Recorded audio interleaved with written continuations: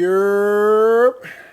What's happening? Chris Hall here. You are now tuned into the Chris Hall Show, where we discuss dating, relationships, and the misconceptions between men and women. What's going on, y'all? Dearly beloved, we are gathered here today. Make sure if you like content like this, you subscribe to the YouTube channel. Link is in the comments, or it's also in the bio. Hit that link. Takes you to my YouTube page, my YouTube channel. Are y'all ready? I'm ready, if you're ready. So, I titled this The Subjective, Relative, and Optimistic Reality of a Woman. I've noticed when you engage in conversation with some women, everything is subjective, relative, and optimistic. For example, so if I say most men don't go out looking for, let's say, 200 plus pound women, right?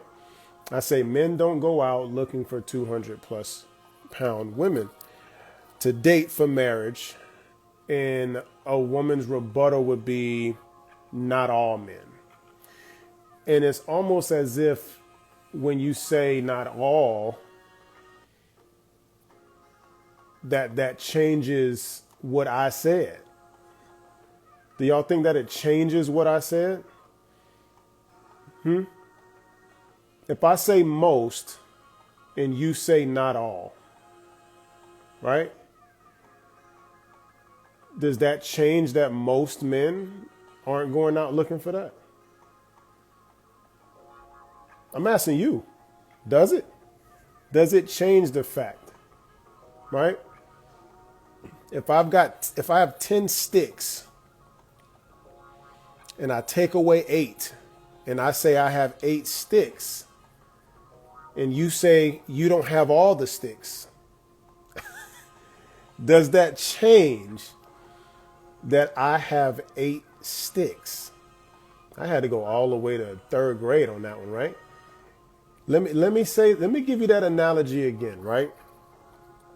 If I say men don't go out to date 200 plus pound women for marriage, I say most men don't go out looking for that, and you say not all men, does that change my initial statement? Analogy, if I have 10 sticks and I pick up 8, by you telling me I do not have all the sticks, does that change that I have 8 sticks? It does not. That's how it sounds to us when you tell men not all. Makes no sense, does it? Doesn't make sense to me. Not sure why it makes sense to you. It's almost as if you feel like you proved a point of some sort by not saying all of us or something. I didn't say all of us. I said most. And I would say that especially that statement is statistically true. And of course, you know, for my viewers who are a little butthurt right now, we'll flip it around. It is my opinion that women don't go out looking to get bagged up for marriage by a short guy. Am I lying? I'm sure you didn't huddle up with your homegirls and say, you know what, sis? I'm going to get me old 5'6" nigga tonight. It doesn't happen, does it? Or what? Can I say not all? Does that change anything? You're still not going out looking for that person. It sounds a little different when you flip it around, doesn't it? You're not going out looking for a 5'5" dude. You're not saying, girl, you know what? I can't wait to bag me a broke nigga, even though a lot of y'all do acquire some broke niggas. But I'm sure that's not what you sought out to do when you walked out the door. I'm sure of it.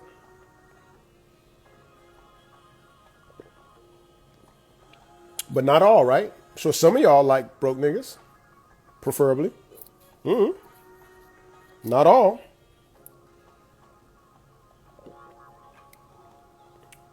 I had a conversation earlier today.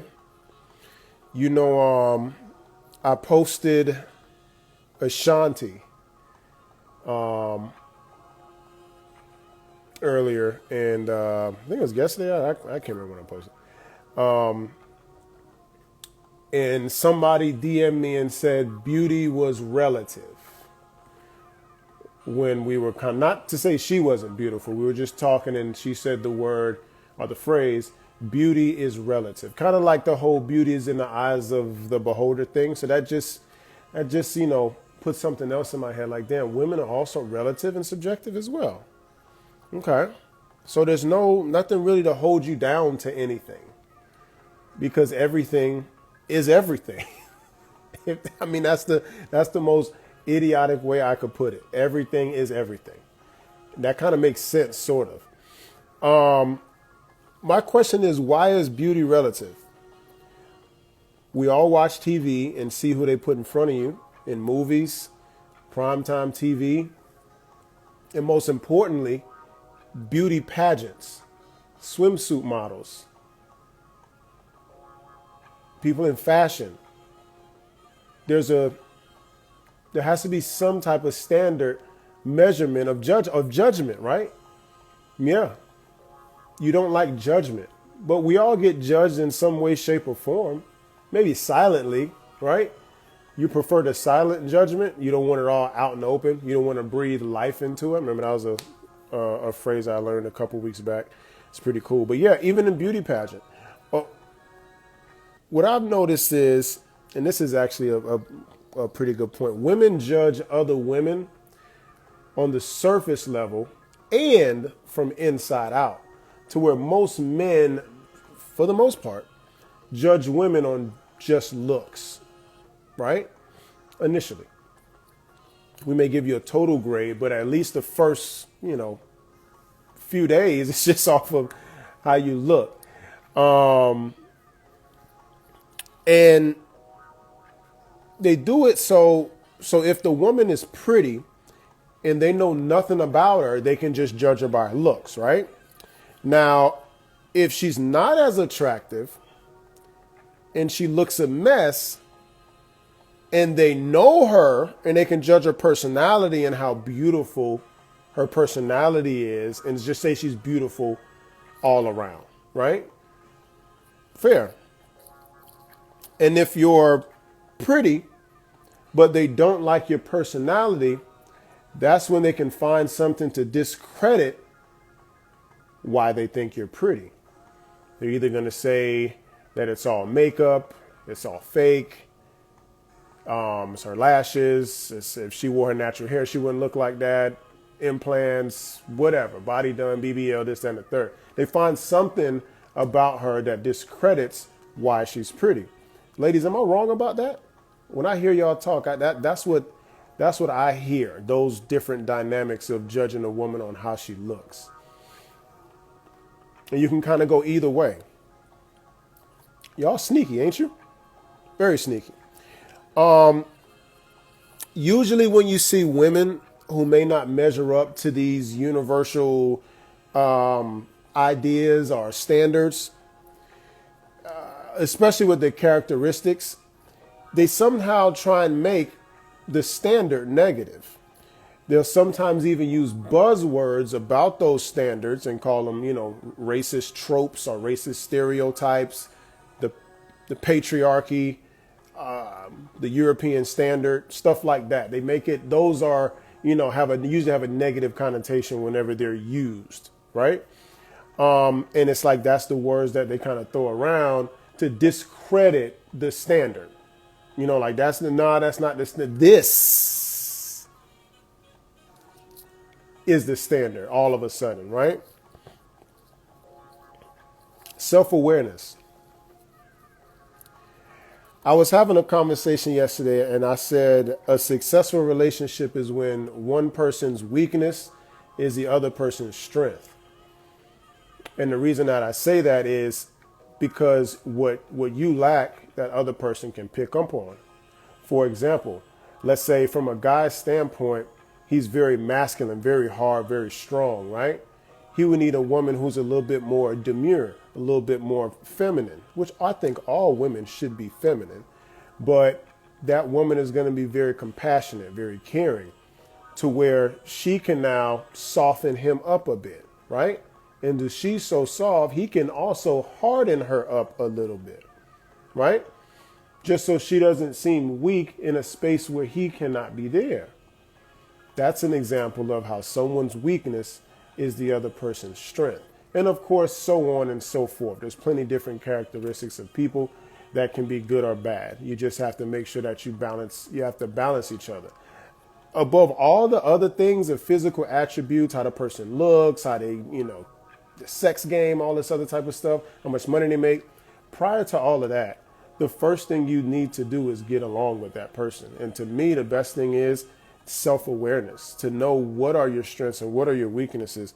A red flag is when a woman believes that someone else's weakness is their weakness, right? For example, if you ask a woman what's her weakness and she said, I have a tough time handling stupid people, stuff like that, that's a red flag. This is someone who doesn't have any self-awareness. She can't even admit any of her flaws are actually her flaws and her flaws alone. It has to be with the action of another person creates her flaw. A woman needs to let you know her flaws up front. She needs to let you know what are these things that you could possibly be getting yourself into. But the thing is, most women out here are not self-aware. They're not self-aware of their weaknesses. I'm sure there's some men out there like that as well. I'm actually sure of it. So this may be just a people thing. Being self-aware is very, very important because you can't come to the table with your weaknesses if you've never assessed yourself.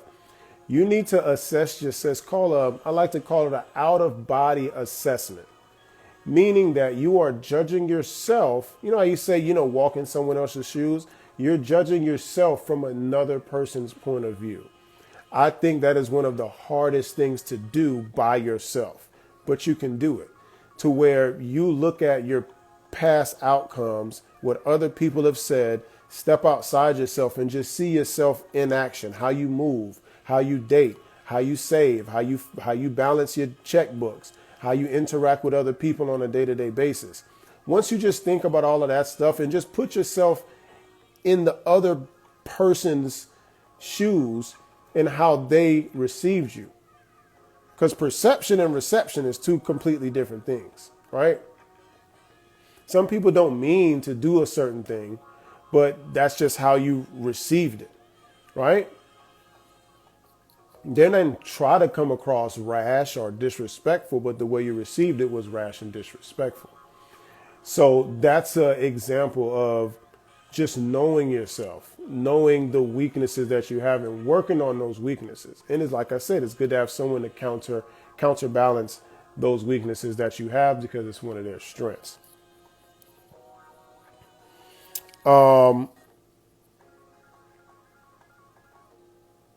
Yeah, so we already talked about that your weakness shouldn't be ambiguous, just, dealing with stupid people.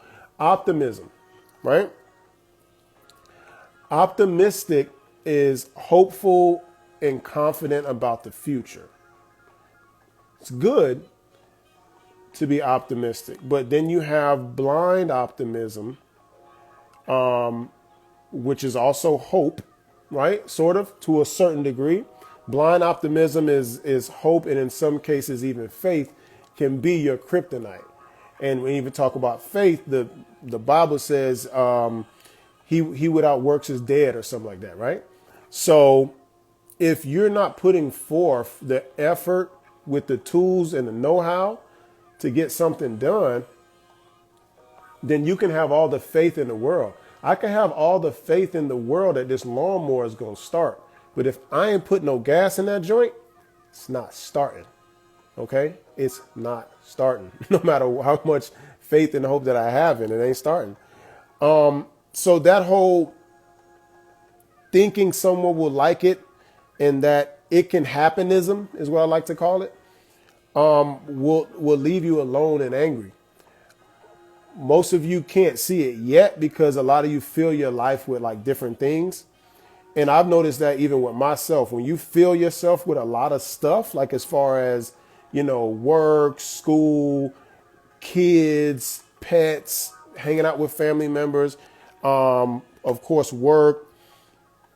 Women put a lot on God and say, Jesus will work it out, which is why I said faith can also be a hindrance on you. I'm not a religious person, but I do understand that you may want to have faith in things and, hope miracles work from God and all that. But you also have to live in the real world while you pray to whomever you pray to. Because why else would he put us here to solely do that and not actually live in reality on top of that? We're multifaceted human beings. We can do more than one thing. Okay? It wouldn't make us like that. So let's read a YouTube comment. So as you all know, I did one of my one-on-one sessions with MJ that I posted on YouTube. Subscribe to the channel, hit the notification bell so you're alerted with anything that I drop on the page. So yeah, I had a one-on-one with MJ, and someone in the comment section, young lady, she asked me this, and I thought this was interesting, and I just wanted to share this with y'all. She said, so are you going to raise your daughter to give up her dreams to build a man's dreams? A man could marry her and impregnate her, or not even marry her and leave her broke and destitute with his kids. To depend on a man, even before herself? Question mark. So, what do y'all think? How would you raise your daughter? Would you raise your daughter to prioritize marriage at all? Would you? And my question to you is this. When is finding a good man and depending on him a bad thing? Let me let that marinate.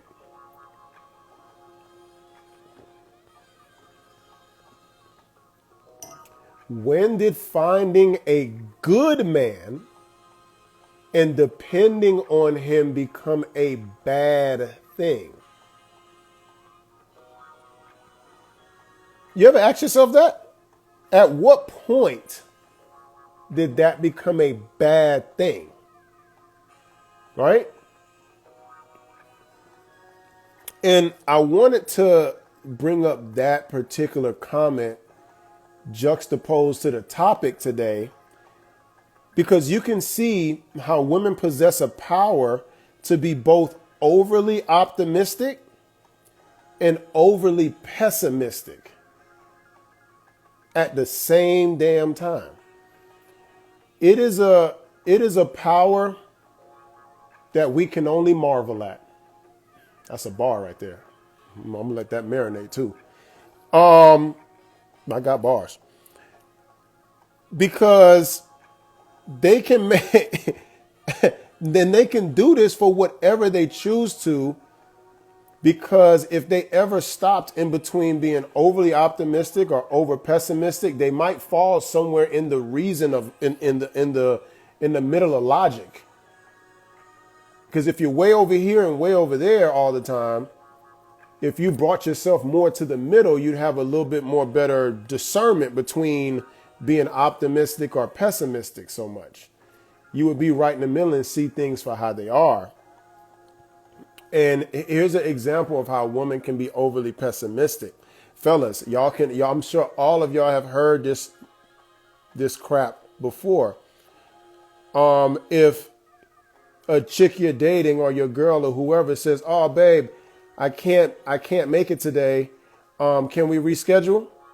Yeah, babe, that's fine. You can reschedule. Well, damn, you ain't want to see me?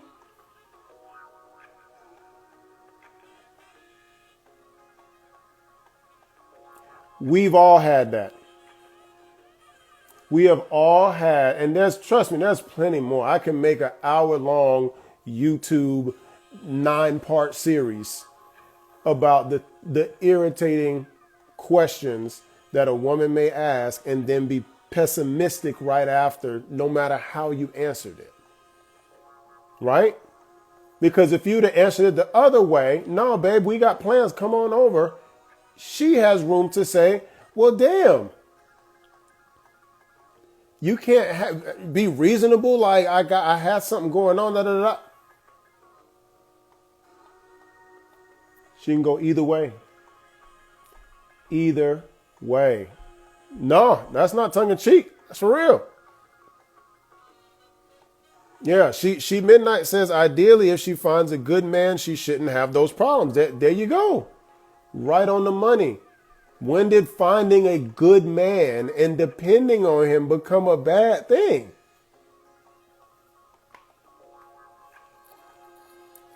Y'all get it. Y'all get it. And if they fell in the middle and landed in logic, it could possibly hold them accountable of their outcome. So that's why they always kind of live on both sides of the fence. You see that one girl was overly pessimistic about finding a man and depending on him. Who the hell says destitute? I'm like, God damn. Y'all chicks out here getting left destitute? I gotta Google that. I know it's bad, but what is destitute? Good Lord. That's how bad it is finding a man, y'all. We gonna leave y'all destitute. Good Lord. I said, well, damn, if I was a girl, I wouldn't want no nigga neither. I got to be destitute. But in closing, I told her I would raise my daughter to prioritize marriage, no matter what. The problem with women hearing that is due to that superpower that I mentioned earlier. They view prioritizing marriage and putting a man above their artificial male ego the ego doesn't like the sound of that. It doesn't like the sound of prioritizing marriage and putting a man above you or something like that. That's how it sounds negative, right? Sounds negative.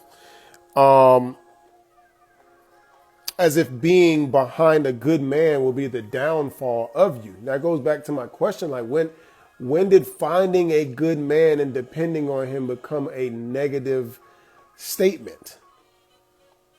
It's weird, right?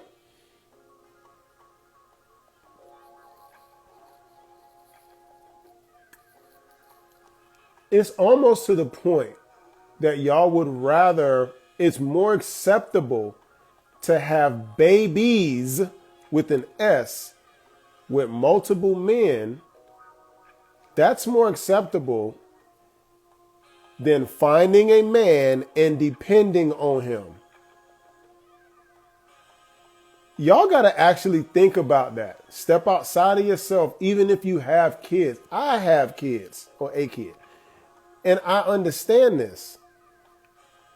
Just because you've been divorced doesn't mean that you don't know divorce is a bad thing to get. Like you know, even though you've done something, it doesn't eliminate you from the no duh category. Like you think, I know I shouldn't have did that. I mean, if anybody know, it should be me.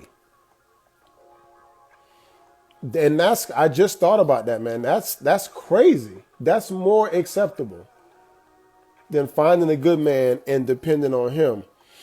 We need to look at men in a more positive light. And believe you me, I understand that we are somewhat to blame as well for our negative image in social circles, right? So I honestly, but before you go nuts in the comments, I know. So this is a universal statement at this point. So when you say a man, you ladies don't think I'm talking about a man who is undesirable.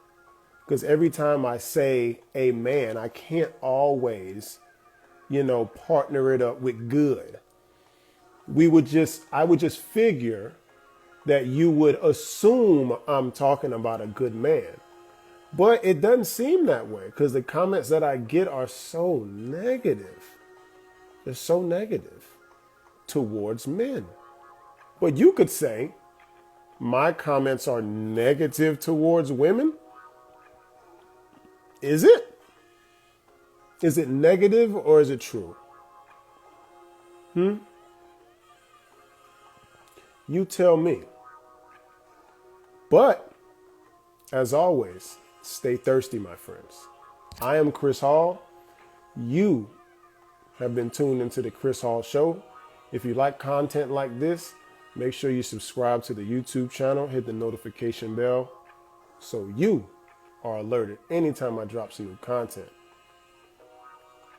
I'm out.